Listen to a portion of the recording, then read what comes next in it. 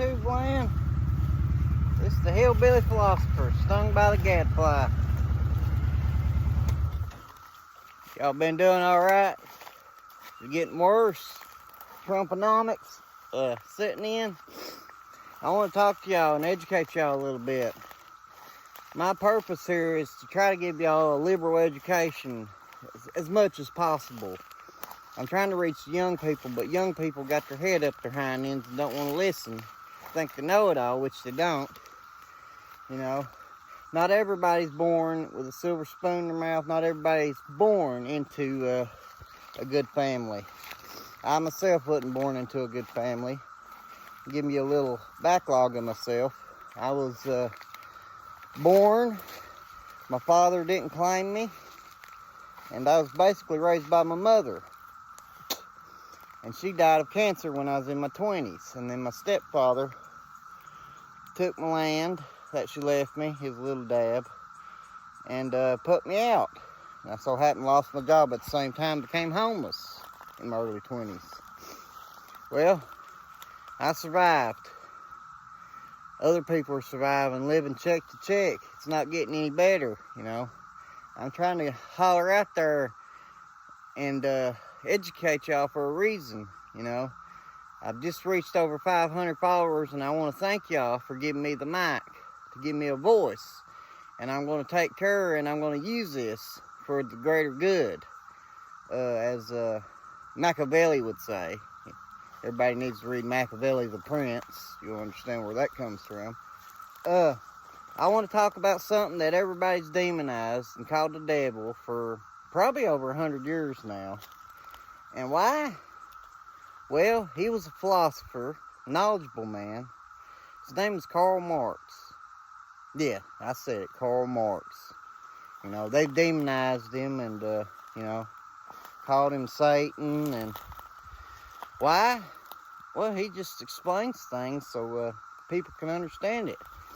If you read the Communist Manifesto, which has been demonized, the heck won't have it, it'll tell you the history of our capitalism, basically. It starts off with the feudalism system, and it brings us sort of to the 1800s where he was. But it's a story, a narrative, you know. It's very educational, you know. And that's the way you need to look at it. It's education. And they don't want you to read it for a reason. You're the proletariat. They, the owner, rich class, are the bourgeoisies. You know. They don't want you to realize how much power you have. They don't. You hold the power, the ultimate power. You're the people. You know, and I'm trying to scream this out there to people. And if you say you're a capitalist, well, at the end of the day, you're anti-worker, anti-poor, anti-middle class, you know. When you call somebody a Marxist, most people that get called, that use that term, ain't even read Marx. You know, he's just a teacher, a philosopher, trying to explain things to people. You know, capitalism, way it works. That's all, you know. But they've demonized this. And they'll call you a leftist. That's because you care for people. That's what that means. And people using that term, you know, basically, they could give a rat's hind end about you. You know, they're making good money and they don't care. And I'm sure there's people that's, you know, will consider themselves capitalists. It's got a little bit, you know. I ain't, you know, arguing for communism or nothing like that. I think Marx was used for bad ends. You can use information to do bad, but you can also use information to do good. And that's the way I look at him, you know. He's just somebody telling the story and explaining economics and how we got to where we're at, you know. And that's what I want to teach. And I'll put up a couple slides through the books, the manifesto, and you know, another book, what is it, the Cambridge Companion to Marx, sort of breaks him down and explains what he's talking about. It's real good information, and it's all free online, And I'd beg people to read it. It's not the devil. It's a story. That's all it is. It's information. You know, and they're demonizing it for a reason. They don't want you to realize that you're giving your labor for nothing. You know, they're taking advantage of you. They're extorting you out of your labor. And they don't want you to hear that. They don't want you to wake up. You know, they don't want you to use your brain. They just want you to make them money.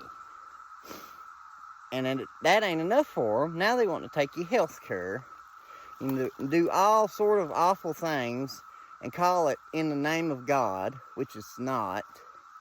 You know, it's not Christian. Christian is not capitalism. Them two don't mix. It's not a thing. Jesus wasn't a capitalist. None of that, you know. He said help people, you know, give to the poor. We can fix our society. If we don't hurry up and do something, AI is going to take over. You're going to lose your job anyway. And then where will you be? They'll have us put down. So what'll happen? Some virus will be turned loose, and they'll say, oh, we don't know where that come from, and all kinds of people. They've already done it once. You know. I can't prove it. Right now it's a conspiracy theory. You know.